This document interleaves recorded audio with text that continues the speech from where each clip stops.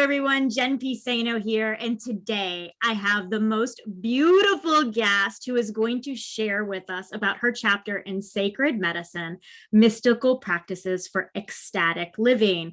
Meet Eirikah Delaunay, and she wrote Chapter 19, Light Your Fire, Ecstatic Embodiment to Fuel Your Dreams. Oh my goodness, talk about full body chills. Tell me anything you want to tell me, how this chapter came through you and what sacred medicine is to you and how it moved through you through even writing this chapter for us. Yeah, thanks so much, Jen. It's so awesome to be here with you. Yeah, writing this chapter was really just the writing process itself was another healing moment for me. I knew what practice I wanted to share with folks because this kind of embodied sensual visualization is really a way that I use to bridge that sensuality and pleasure into my daily life. And so how I can take my own emotion and spirit and use that to connect in an embodied way to those tiny moments of pleasure throughout your day, that was really something I wanted to share. And so thinking about how did this become something that was something I really use on a regular basis really made me cast back. And wow, I really just had this moment of, oh, I remember so powerfully what my life was like when I was really deep into my to-do list on a moment-to-moment basis. So is it doing on overdrive?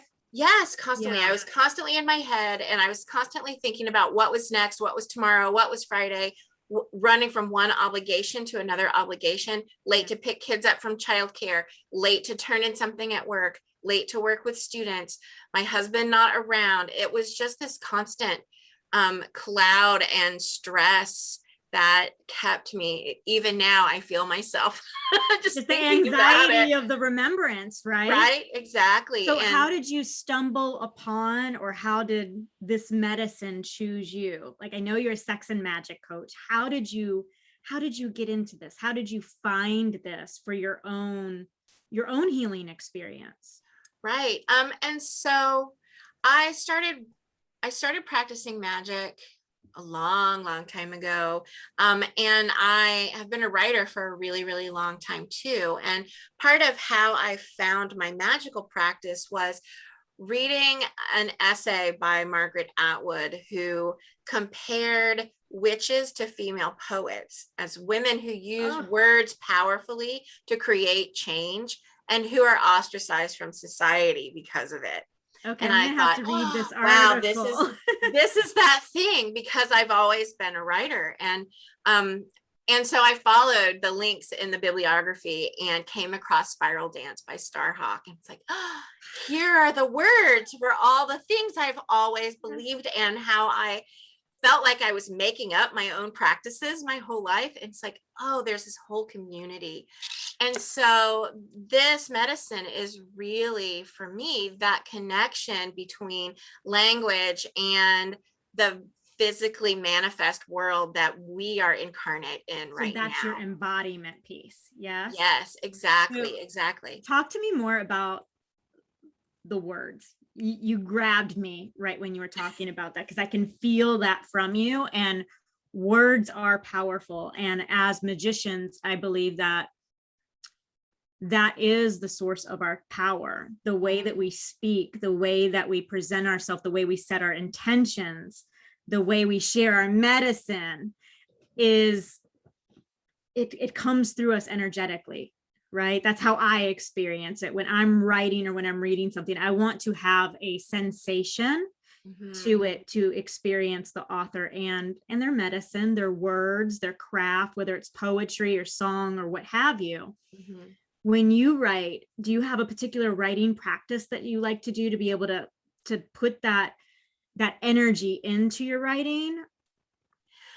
Well, just here in my space, I tend to have some candles lit and tend to have that moment be a little bit intentional.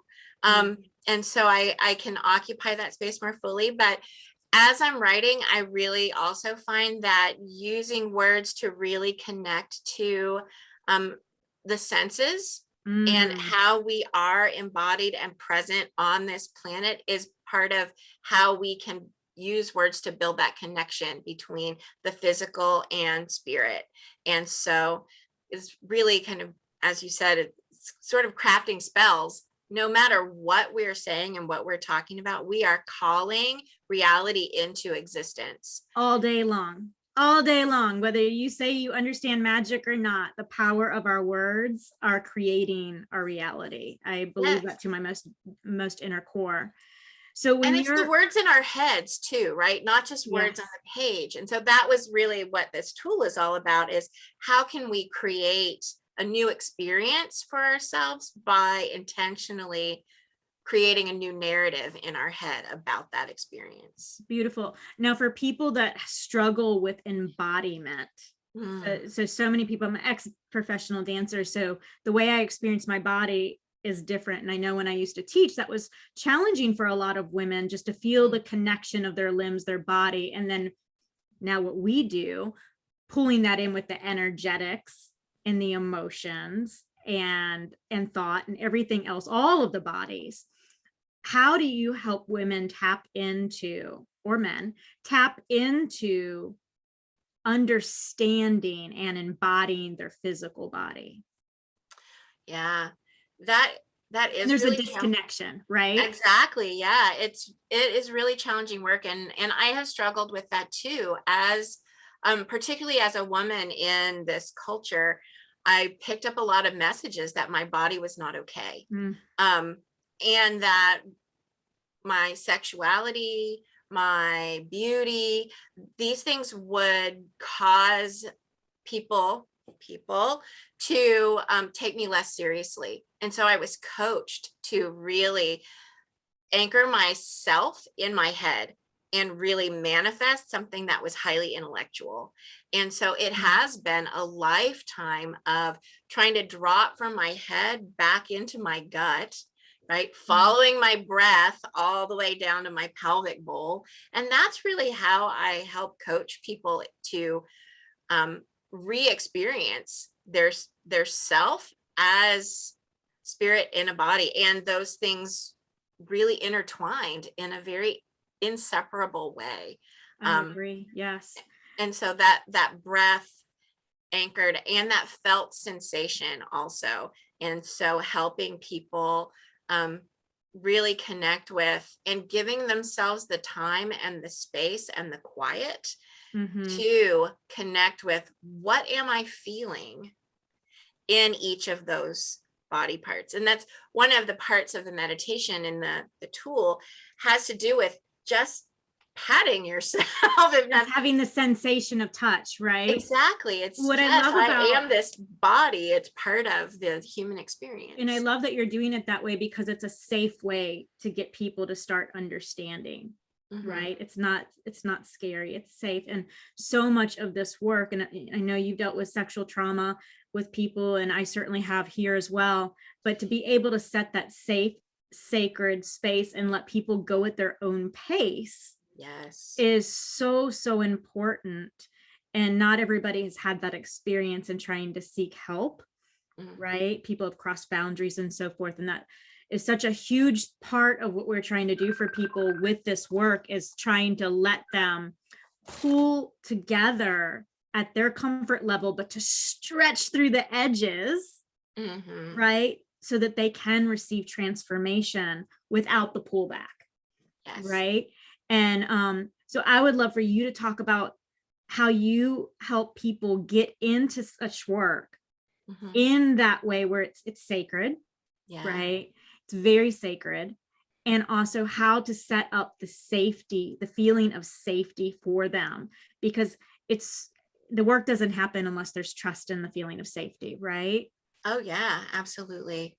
Well, and I think that one of the first parts of that for me is to really acknowledge with the person I'm working with that sense of pullback should be celebrated, because that is what has kept them safe, right? Yeah. They developed that response in a moment of danger, in a moment that felt dangerous, whether it was emotional danger or physical danger. That response of their nervous system helped keep them safe. And so, yay, right? Your Yay, body's doing what your body's supposed to do. Yes, exactly. Their bodies did what their body was supposed to do. And they're not in that moment anymore. And so now they can release some of that defensiveness. They can choose to give themselves the space to gradually grow into greater connection with themselves and with other. They can relearn to stretch into their own bodies and actually feel those parts that perhaps they've dissociated from for right? Or just years feeling and years. more comfortable in your own skin. I know that's something that I've helped women even on the dance floor, right? Is helping them feel comfortable in the physical body that they're in. Yes. And some people are not, right? Yeah. Do you find that too? They're just, the disassociation is not with necessarily one part. It can be the entire body. I'm just not comfortable with being me, right? So taking people through that process in such a gentle way is it's such sacred medicine. Yes. It's such beautiful. It's so beautiful. And I'd love to know, like, when you're working with somebody, what is, when they start doing this work, how do you see them as they start stepping into being in that comfort zone now that they actually love their skin, they love their body, they can actually touch and feel and notice the sensations? Do you notice the shift in their self-confidence immediately? I would say that self-confidence takes a little bit more building, but I can really see that glow and that relaxation, that comfort in being in their body and being exactly who they are, and that safety in being that. One of the other practices that I use is helping people practice creating an energetic boundary for themselves. Beautiful. Right? And creating that boundary large, creating that boundary small, feeling how it feels to be inside it, feeling how it feels to let it go entirely. Where do they feel that safety? How can they, and taking it out for a test drive mentally in different spaces. How does it feel if you've created this boundary? Now imagine yourself in a subway car. Now imagine yourself with someone you love in the room. How does your boundary change? Now imagine letting them experience those sensations with each example. Yeah. Exactly. So that they can track for themselves and map for themselves their physical response to all of those things and understand their safety differently. And that gives them that sense of security in themselves, that sense of trust for themselves. Because it's really hard to trust other people when you don't trust yourself first. Oh, absolutely. Isn't that with everything? Absolutely. Growing our businesses, whatever we're doing, it has to come home first. Yes. And that's where that self-confidence comes from, is building that self-trust muscle through those small practices. And it doesn't take long. You're right. I don't think I would say immediate, because I don't find anything truly valuable to be immediate anymore. And maybe I'm just old. No, not at all. We don't say those words. Cancel, delete. That's okay. But it is faster than one might imagine, and it is a steady progress for sure. But it really just takes building that muscle and practicing in different situations, and using those visualization tools and those energy tools and those embodiment tools, and always remembering that breath is always present. you can always go back to breath. It is the most core thing about being alive on this planet. So yes. Well, I am so honored to have you in this book and for you to be sharing this medicine with whoever feels called to receive it.